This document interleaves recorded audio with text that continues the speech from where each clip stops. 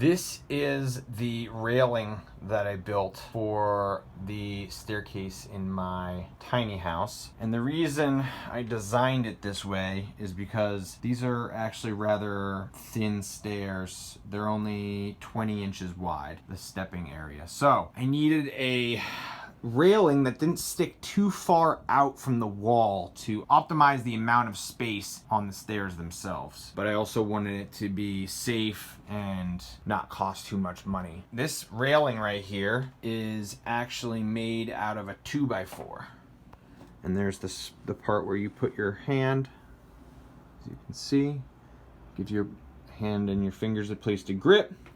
So a 2x4 is usually about 1.5 inches in width, and out of that 1.5 inches, I have 1 inch of the 2x4 cut out for your hand to fit in to grip onto the railing. My railing needed to be 66 inches long from the top there down to the bottom. Measure the staircase that you're making and figure out how long of a 2x4 that you're gonna need. Just for an example, I have a scrap piece of 2x4 right here, and you can see that it lines up on the piece of wood like that. So here is my example piece of wood with all the lines marked that need to be cut.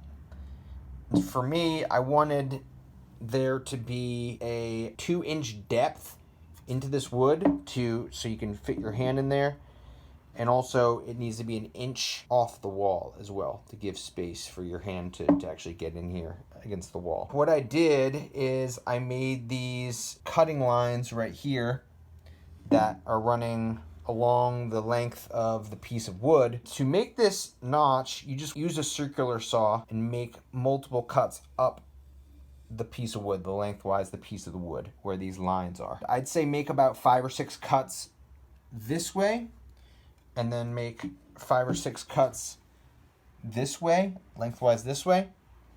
And this area right here will start to get sort of shredded up and resemble Swiss cheese as opposed to a solid 2x4. And at that point, you can use a screwdriver to pry off or pop out any of the remaining stubborn bits of wood that won't come out. That's how you make the notch for this handrail. Once the notch has been created, you're ultimately going to want to use a belt sander to smooth this area out. It's going to be very rough at first.